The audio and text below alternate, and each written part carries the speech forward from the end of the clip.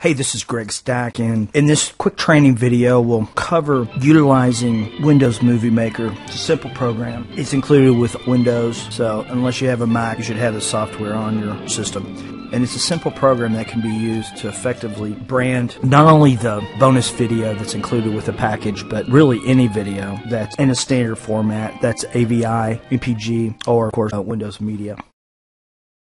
The first step is to go to the Start menu and go to Programs, and you'll find Windows Movie Maker.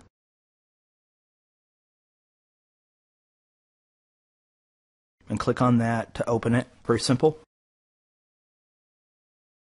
The first thing you want to do is we want to import media, and we want to bring in the offline bonus video. So you click on that, and that's in your clip bin, and bring that down. Just drag that down to the timeline. That's the timeline right there. Click on that, bring it down, and you can expand or shorten the video clip. As we make edits, we can expand it to drill down to seconds rather than minutes.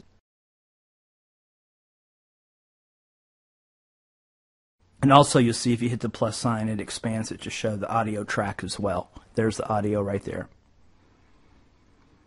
Okay, pretty basic. Now click on Tools and then go to Titles and Credits. Now this is the function we'll use to add text to the clip. You have 4 choices: title at the beginning, title before the selected clip, title on the selected clip, and credits at the end. And we want title on the selected clip.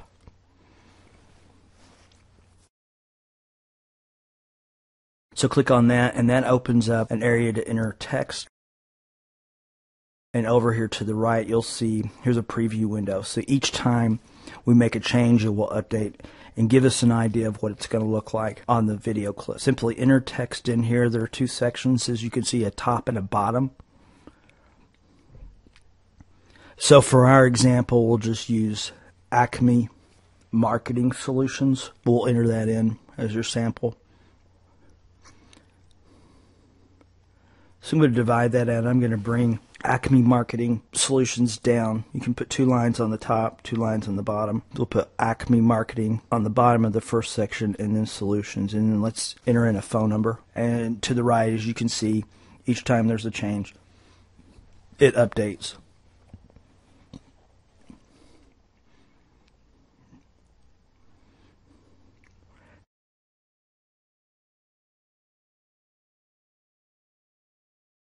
As you can see where it says More Options, we can change the animation and also change the text font color, thankfully. And so we'll do that. Let's select different font for this sample. You can see you can left justify the text, right justify, and center. And we're going to right justify for this sample. I'm going to bold the type. And then we're going to select the type of movement or animation we want our text to have. Here's an example where it flies in from the left and then fades out. I'm a big fan of the transparent overlapping titles, as you can see to the right, the effect that has. So let's go with that. Click on Add Title, and then you can see that it adds a track down here at the bottom. On our timeline, pretty simply, we can click and drag and expand it like that.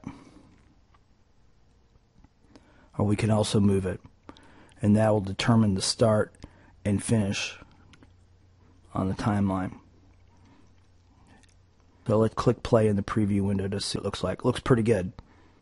The title overlay can also be extended past the current ending of the clip, and let's do that. Let's move it over there and have the actual end of the sales video end with our company name and contact information. Looks great. As you can see, also threw in the URL down there at the bottom. Kind of crucial in internet marketing that we put URL on our marketing tools. Now that we've covered the proper way to personalize your video using Windows Movie Maker, let's take a look at inserting a screenshot of prospective client's website. What we'll do is we'll make a screenshot image of the website and insert it into the video. Pretty simple. You need a software that will create a screenshot or a screen capture. I recommend Snagit. It's by TechSmith, the same company that makes Camtasia Studio. But there are a multitude of free screen capture softwares available. You can get a free 30-day trial. You click on the free download button right there on the website, as you can see right here. That's techsmith.com. And click on products and then go to snag it. You can download the free trial. If you don't already have a screen capture software, there are a multitude of free add-ons in Firefox, and if you don't use Firefox browser, just Google it. So we'll go to a sample website.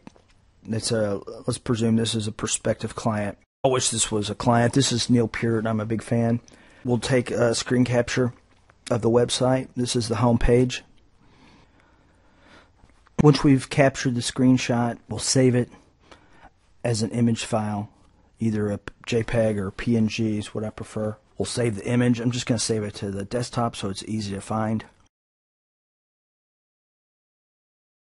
Okay, now that we have the image saved, let's go back to Windows Movie Maker and go to Import Media, and we'll find on the desktop the image that we just saved, neilpeart.png, and there it appears in our media window. Then we need to select below in the timeline where we want to place it.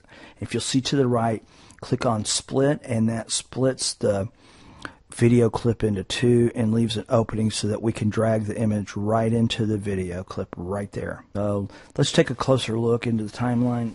We want to expand out the timeline so we can work a little bit easier.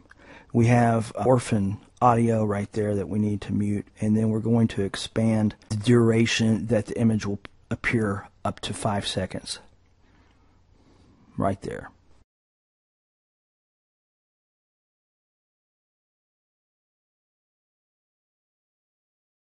Perfect. And if you hit play, you see in the preview window how that works. Okay, so we have 5 seconds of the prospective client's website in the video. We're going to go through the same process again that we did before, and we're going to lay some text on top of that image.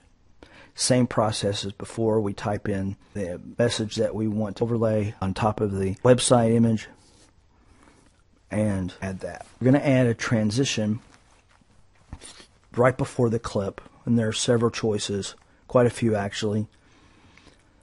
Some of these don't render too well. They look a little bit cheesy. We're going to do the page curl. Just drag that down right there in between the clips that you want the transition to work, and we can take a look in the preview window. You'll see just peels the page back. A nice clean basic transition.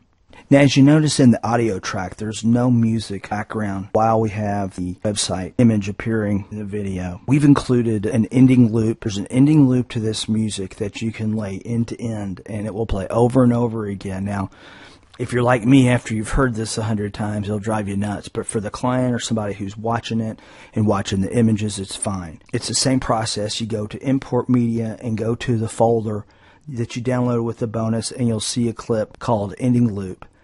Click on that to import it, and then we simply drag and drop into the timeline end to end to the end of the video. And we edited the ending loop so that it will play seamlessly with another ending loop end to end, but also at the end it sounds perfectly like the end of the song. So once you have the ending loops fill out the rest of the music, that takes care of it. Okay, now that our editing is complete, we want to go to Publish Movie, and there are two options I'm going to show you for publishing the movie. Click on Publish Movie, and then you'll click on this computer for the output, and then select the name that you want to give the file and also where you want the file saved. Click OK. Click Next, and leave it for best quality for playback on my computer. This will create a Windows Media video. The display size is 1280 by 720, which is HD. And click Publish, and it will begin publishing your movie. The video is rendering. The time remaining will shorten. Now let me show you the other option. Again, we click on Publish Movie, click on this computer, decide where you want to save it along with the file name, click Next, and click on More Settings. You'll see there's several other choices, but we want DV AVI. This produces an AVI, which is a much higher quality video. So you always want to render a copy of your video in AVI, so you'll have a high quality working master to edit, upload. I prefer to upload those to YouTube.